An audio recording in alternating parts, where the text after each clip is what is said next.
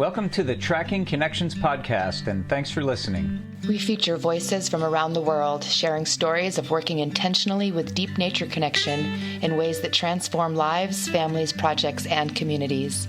I'm Sarah. I'm Aiden. And I'm John. And we are your hosts from Living Connection First. Hello, everyone. Sarah here with John and Aiden.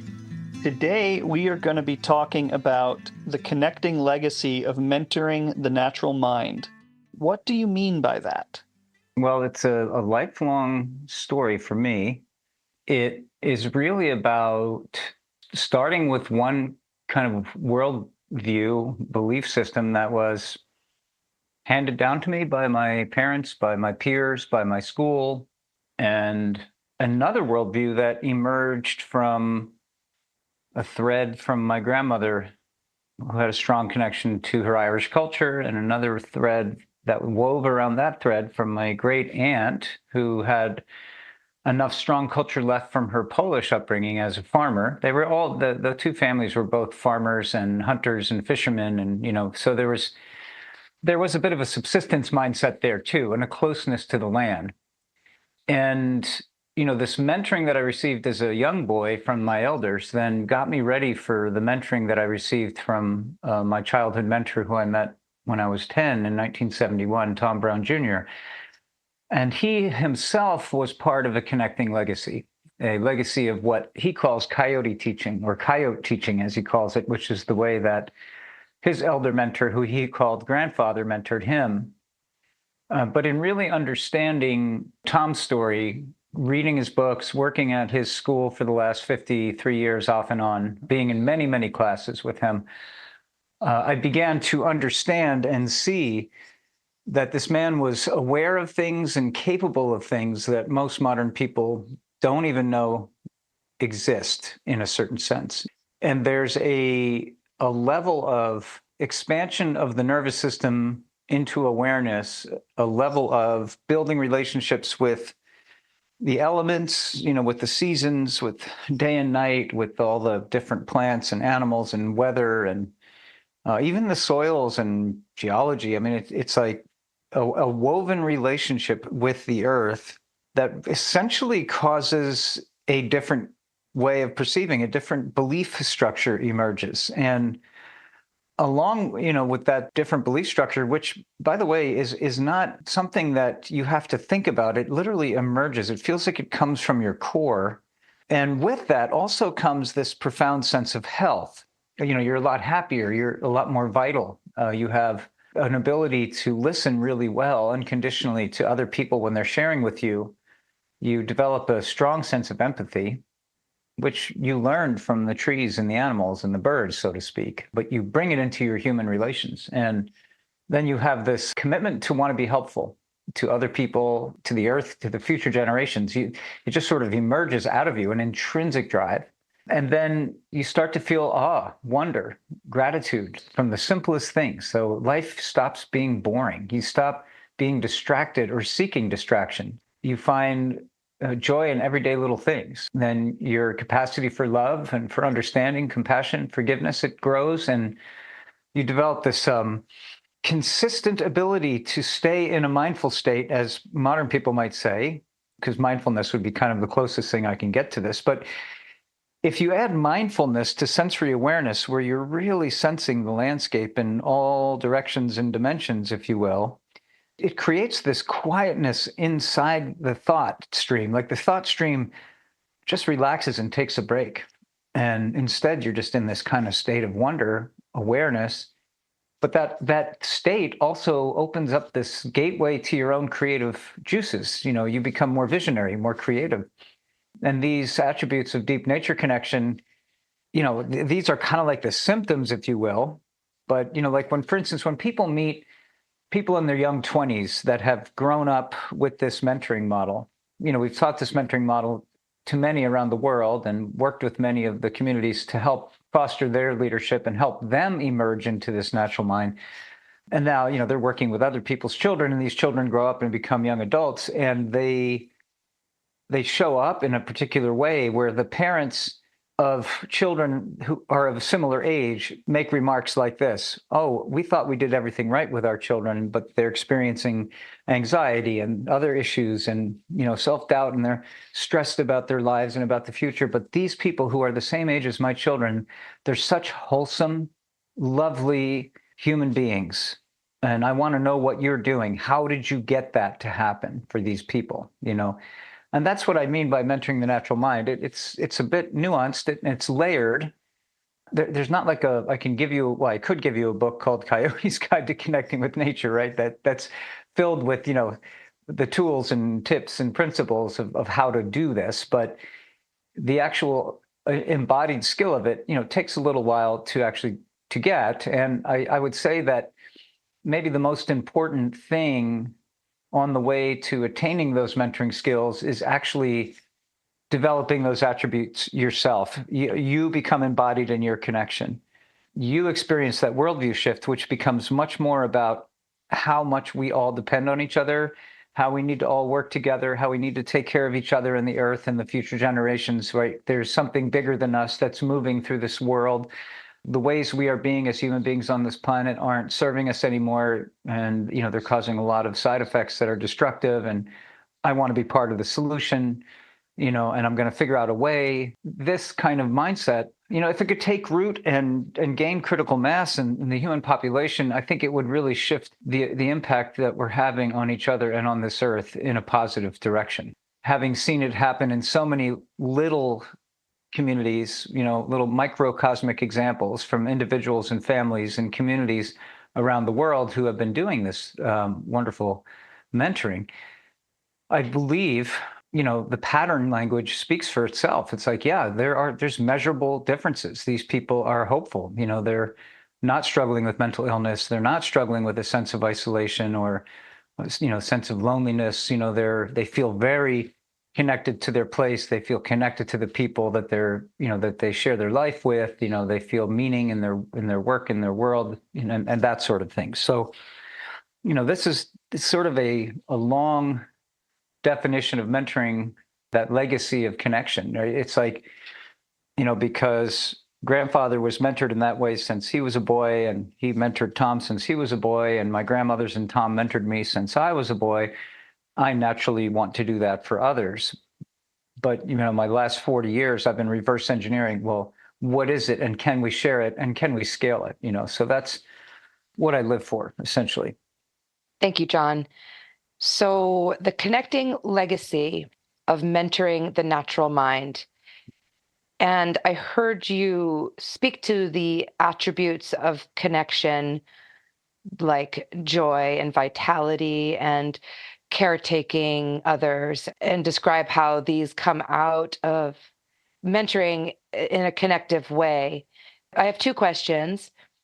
First is the natural mind, what you're describing here as the emergence of these attributes. And my second question is, what is the role of nature?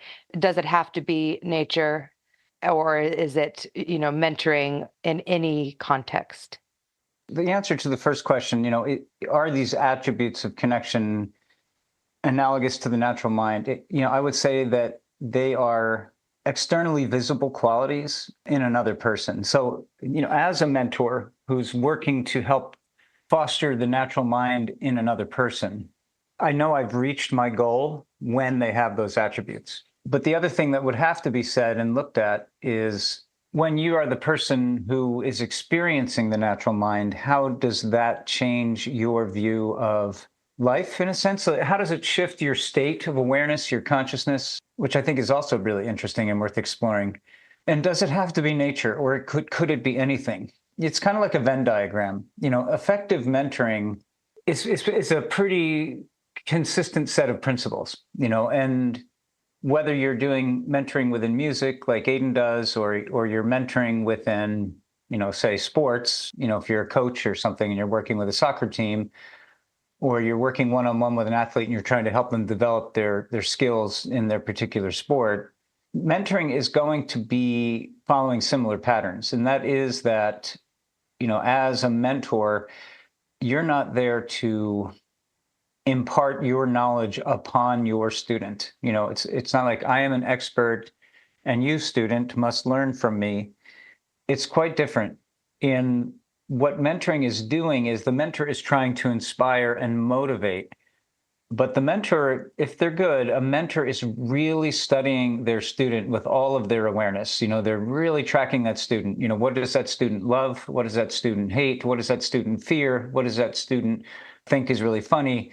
What do they think is sad? What are the things that motivate and drive this individual? And right now, and I mean right now in this moment, as this student is before me, what is it that they're working on right now? And what is their need? What is their edge? So if they're right now super curious about, being able to play scales, that's where they're at right now. And maybe as a music teacher, I would have shown up and thought, well, today we're going to learn chords and we're going to play with a metronome, some chords. But we kind of ignore the student because he or she really wants to learn scales. And that's what they're super passionate about. It's like you want to meet them in their place where they're passionate and help grow that and draw it out. And if you, as the mentor, feel that they also need chords and they need to work on their timing, well, you find a way to work them in that direction through the passion of scales. And I'm using the music metaphor because people wouldn't maybe relate as easily to the nature metaphors that I might use if I was doing natural mind mentoring. As a mentor, we are drawing out the light in the other. We're not acting as an expert and teaching them something or passing on a recipe. There is teaching involved in mentoring from time to time. For instance, when I've mentored a person, I will use an example here. They're having a difficult time telling the difference between a red fox track and a house dog track that is a similar size. As a mentor, I'm going to get them to study and tell me what they see in both of those tracks. Tell me about this track over here, which is the fox track. And I won't say that's the fox track, so tell me about it. Instead, I'll say, tell me about what you see in this track. And they'll describe everything they're seeing. And when they're done describing everything they're seeing, I would say, what about this? Do you see this right here? And I might point to the heel pad there that has this little bar across it. Do you see that right there? What do you see? Oh, yeah, I see kind of like a gently curved line that sticks out. And what about these over here? You see them around all the toes? What is that? Oh, that looks like it came from hair. I'm like, okay, good. Now let's look at the other one, right? And then they look at the other one and oh, yeah, I don't see that hair and I don't see that bar. And oh, yeah, these toes seem fatter. Even though the track is roughly the same size, the toes seem fatter. There's something different about the way this foot is striking the ground. This one seems to be lighter over here, and that would be the fox tracks they're pointing to. This one seems to be squishing in deeper, like it's a heavier animal, and that's the house dog. I'm like, okay, good. Now that they've done that work and I've drawn that through their senses and out of them, at this point, I might show them in the field guide the difference between a red fox track and a dog track, because as the mentor, I drew them past their edge, their blind spots. They weren't seeing the bar and the hairs at first, right? But once they learn to see the hairs and that bar in the track for the fox, they can't unsee it. It's like they've now trained their perception to see it every time it's there. It's like you've opened up a portal for perception for them, but they have to do the work. And as the mentor, you draw them through their senses to experience that. And that opens up this connection and relationship with, their senses and makes it a little bit more potent. Mentoring has that in common no matter what subject. We're drawing people through and out. We're not making them do the work. We're trying to inspire and motivate them to be interested in the work. And that it has to start from motivation and it has to start from inspiration if it's internally driven on their part. The more we can get them to work that cycle of, I'm inspired and motivated to look at these things before me or listen to these sounds around me or experience this skill or this activity, the more we can get them to go through that, catch their stories, ask them good questions, and then re-inspire them with more stories and deeper questions, then they go around that cycle again. The more they go around that cycle, they become more and more self-motivated. They become more and more driven and passionate to follow the mysteries of their life on their own, they become really good researchers and really reflective people who are committed to a learning and a holistic experience journey. They just become hungry for it. It just gives them so much joy. So that's mentoring. Okay. Mentoring in music only, or mentoring in, say, mathematics only, will not have the same effect on our consciousness as mentoring in nature. So can you get the natural mind through any mentoring? I mean, I think you can build a good foundation for it through any mentoring, as long as you're mentoring. And then when you bring in nature to it, nature seems to have gifts to human consciousness that nothing else does. And I believe it has to do with the, sheer diversity of nature, number one. Number two, all the different wonderful avenues for passionate study that exists there, whether it's bird language or tracking or self-sufficiency skills, ancestral skills, as you might call them, or survival skills, tending the wild, helping regenerate native landscapes, field ecology, studying, the health of marine ecosystems and ecology, like, having to go underwater with a mask and a snorkel and to be immersed in this other world, to experience these life forms.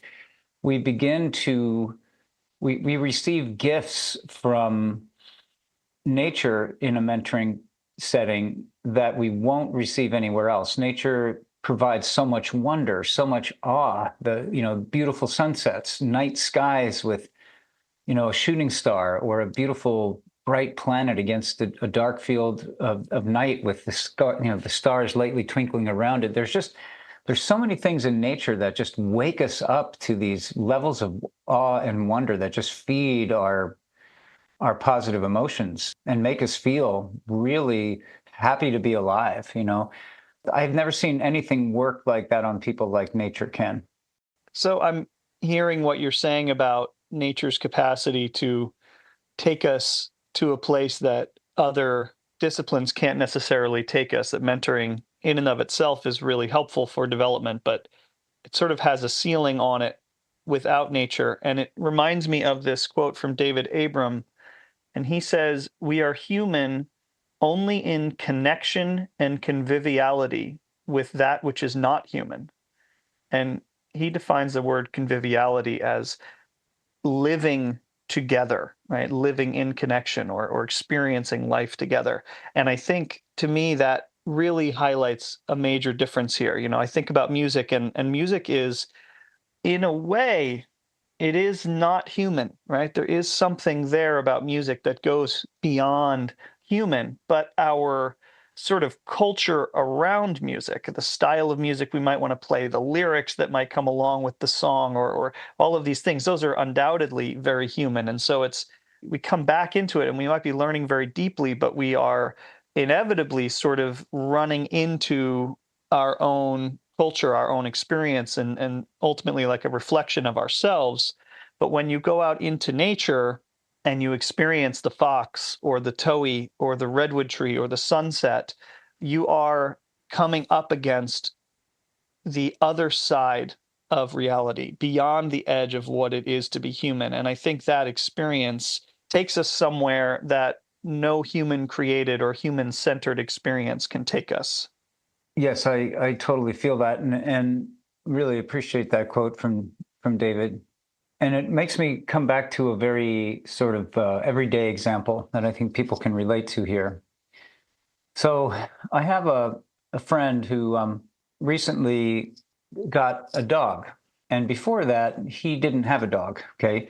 And he had a particular pattern going in his life, a little bit lonely, or a little bit housebound, not getting a lot of exercise or whatever.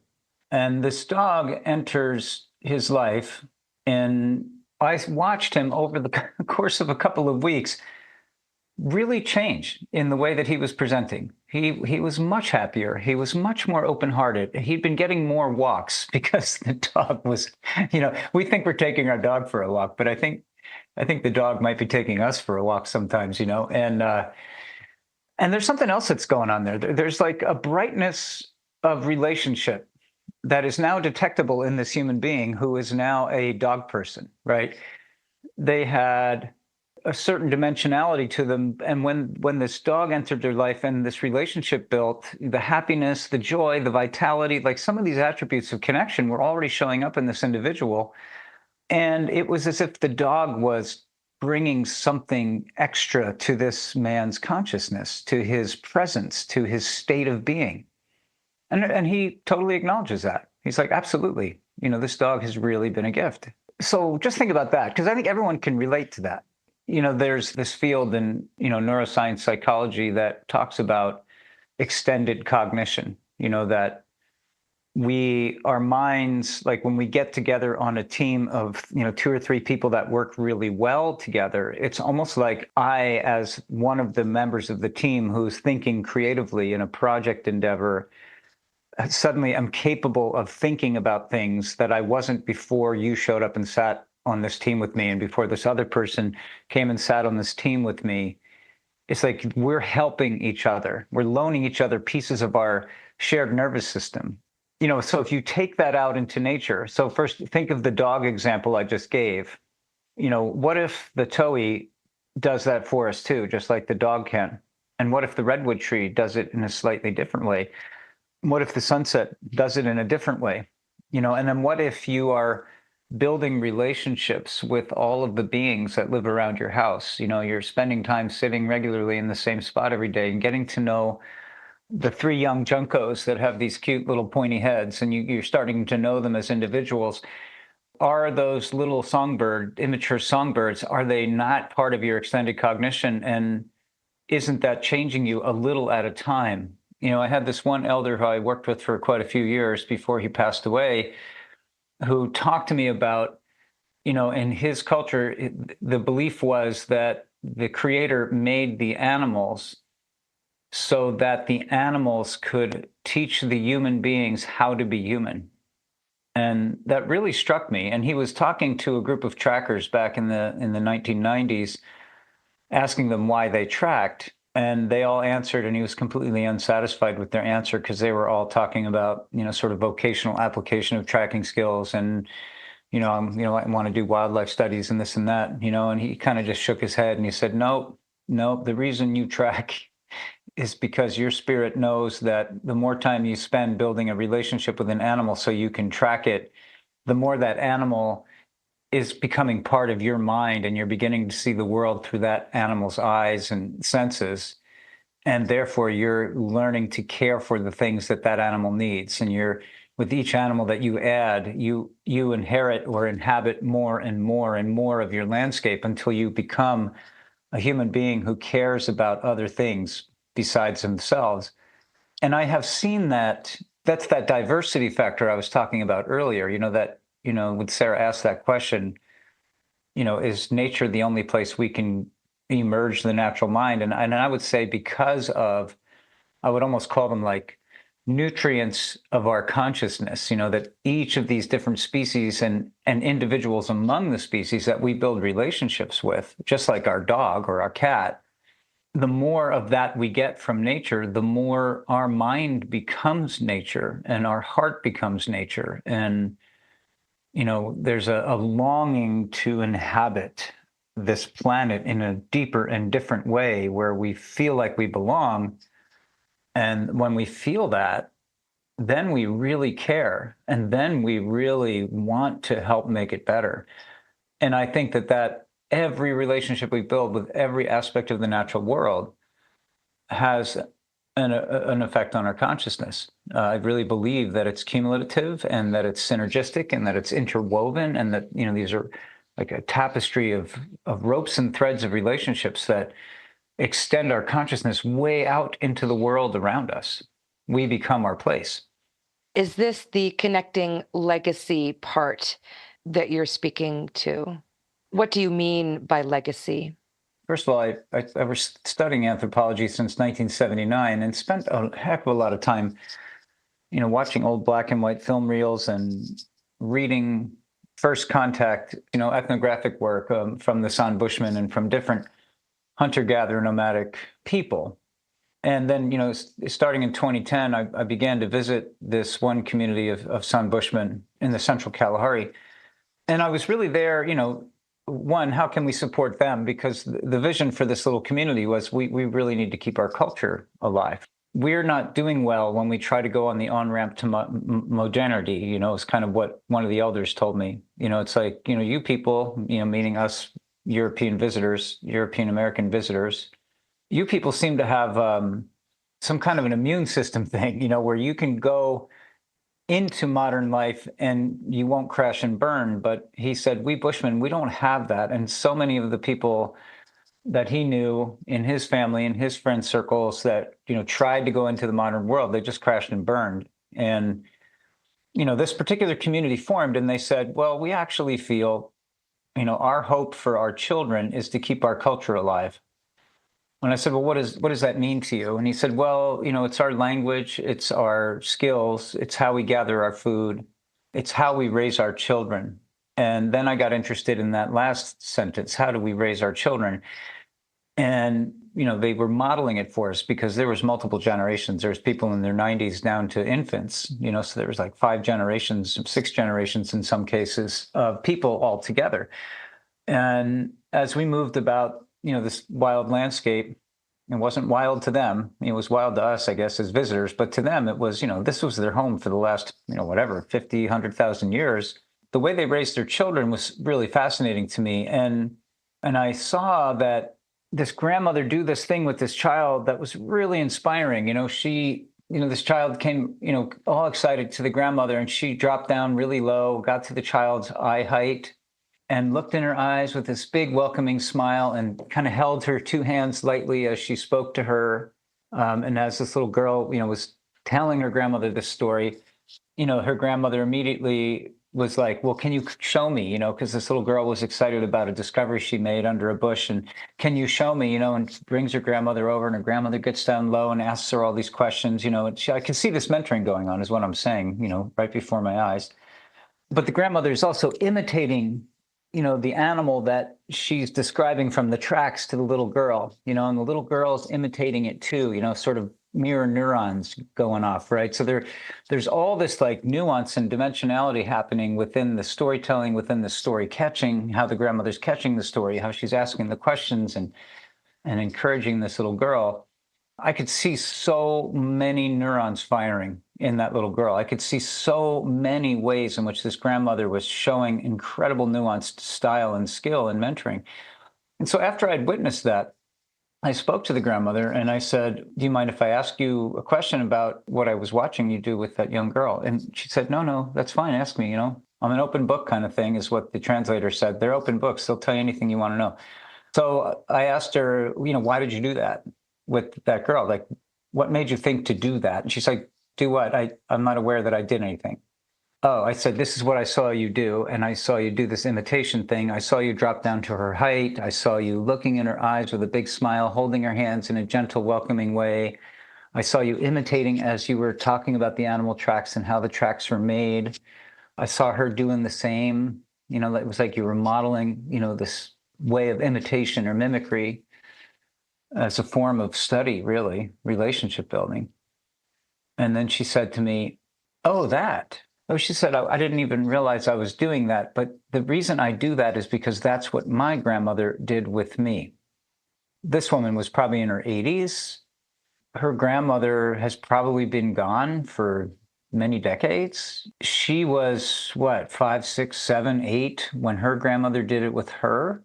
It's not like she remembered a playbook.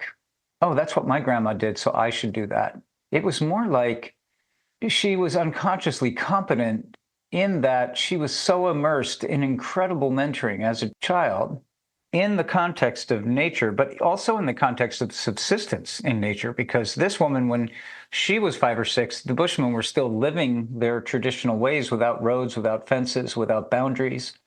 Her natural behavior as a mentor was intrinsically motivated. It was instinctive. It was highly developed because that's how she grew up. And how far does that legacy go back in time? And it's an unconscious legacy. So when we think that, okay, so I grew up with my grandmothers who grew up with their grandmothers, both of them on farms and with fathers and uncles and aunties that hunted and fished and farmed and, right, gathered mushrooms and wild plants, and go back 2 more generations and you're going to find grandmothers that were doing the same with their grandkids, that just keeps going back in time. But when we sort of modernize and we say, okay, well, it was nice to live in the proximity of our grandmothers and our aunts and uncles on the farm. Oh, but now we have careers. And so now mom is going to move over here and get married to this man over here. And then they're going to go live in suburbia and they're going to have kids. I'm one of those kids. But we're not living on the farm and we're not surrounded by aunties and uncles anymore. But thankfully, my mom and dad know that they have to work. And instead of putting us in daycare or hiring, nannies, they just bring those grandmothers over to look after us. And those grandmothers now, who are unconsciously competent in that legacy of connecting, they do that with my sister and I as when we're little. If I didn't have them in my life as a boy, that would be a broken legacy, wouldn't it? It's not guaranteed to regenerate. And a lot of people have lost that thread or lost those threads. They're no longer there in their family lines. And I see the vital gift that they are and how much could be mended and healed if we could get that back. So it's almost a legacy of human nature in the way of connecting not just information through the generations, but the actual relationships that people had to nature. Is that how you see it? Yeah, you could boil it down to that. This idea of the natural mind is human nature, or maybe it's nature in human, nature as human. A person who grows up with that kind of relationship with the natural world, with those kinds of mentoring relationships, those kinds of connected families, they have a very different human nature than modern people who feel disconnected, isolated, lonely, right? Being that we as a human family go back, several 100,000 years, I imagine most of that time was spent in this kind of mentoring of the natural mind in that connecting legacy. So I think our nervous system is born expecting that kind of welcome, that kind of attending, that kind of intending.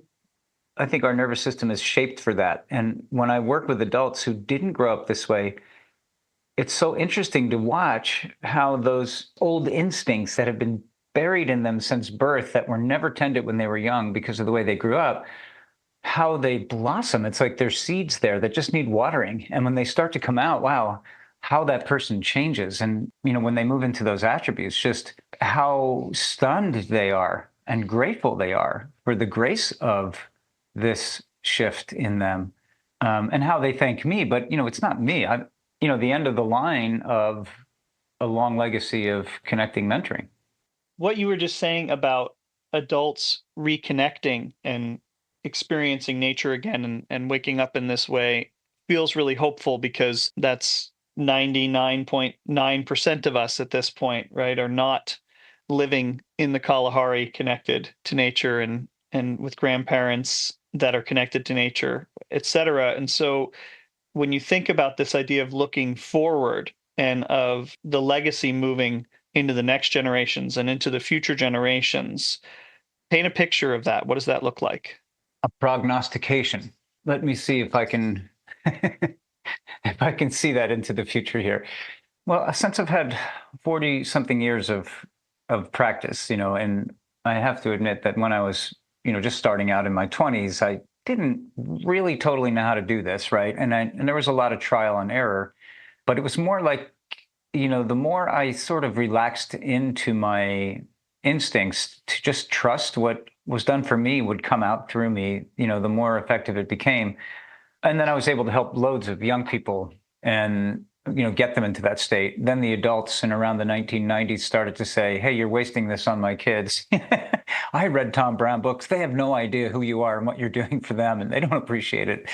I do. So can you do that with me? And that was when I first forayed into working with adults. It was probably 1992 or so. And I found, just the obvious thing, children, their neuroplasticity is really, high level, right? They adapt and change very quickly, whereas adults are a little bit trickier. They might be sort of wedded to patterns and habits that are kind of deeply entrenched, so that neuroplasticity is still there, but it's harder to get the ball rolling. So I just realized how difficult it was to work with adults versus children. But I continued, I didn't give up. And I began to realize that I needed to reverse engineer what was done for me. And that was brought to my attention by Ellen Haas, the co-author of Coyote's Guide, because she saw me doing stuff in 1994, 95 with young people at programs that she was shadowing me on.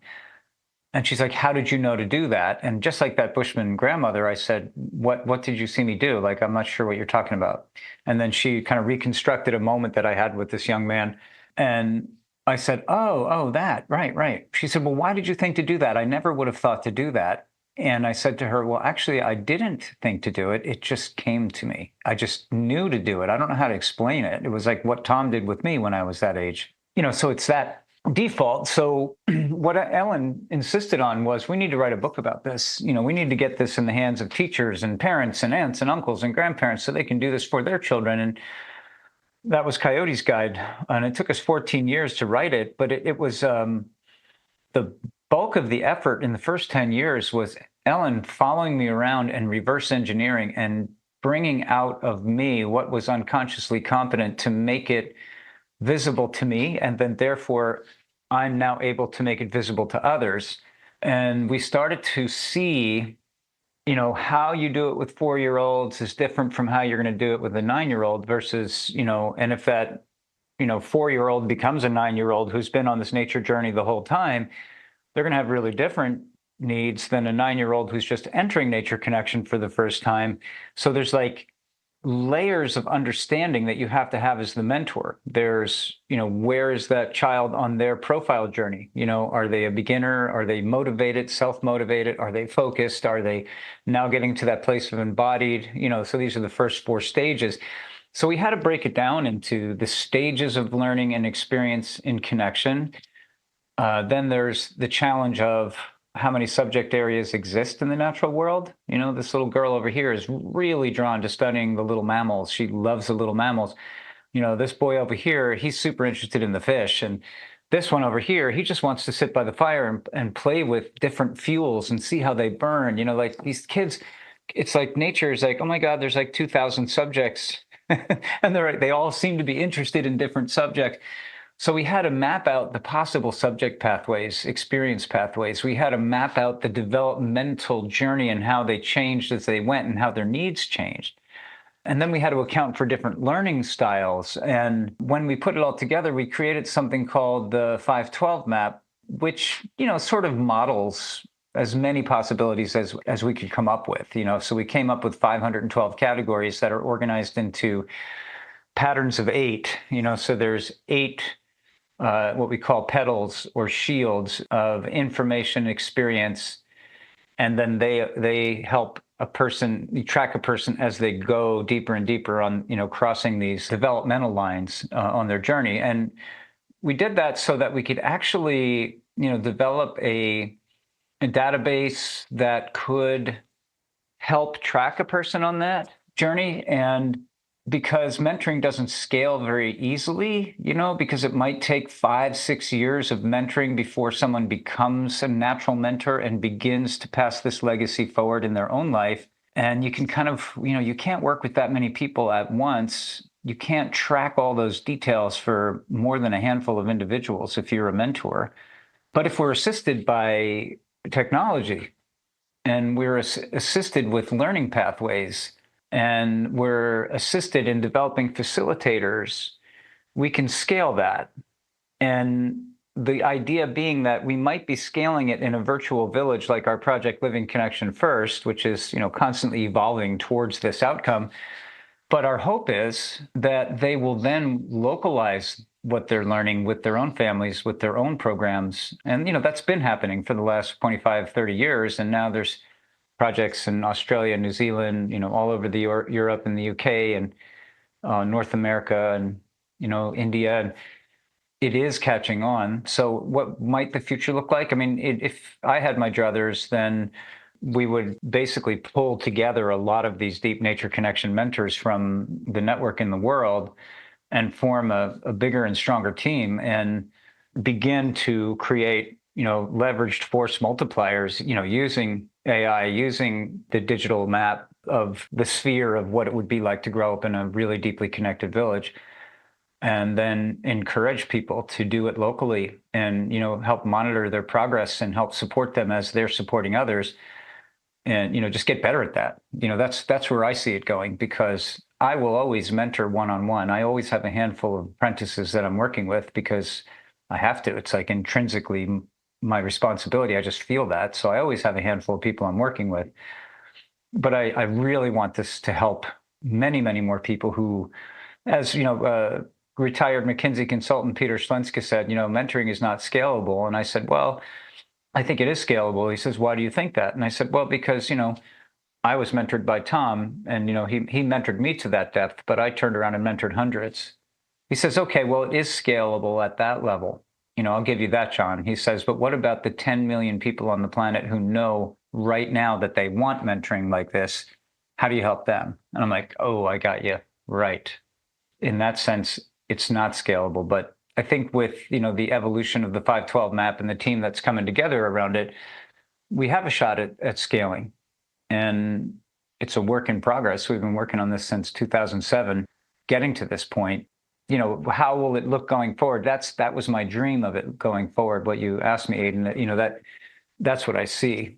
A network of networks that's being supported by a database that's tracking these characteristics and helping people always know what the next breadcrumb is without the need for the mentor to be right there all the time with them.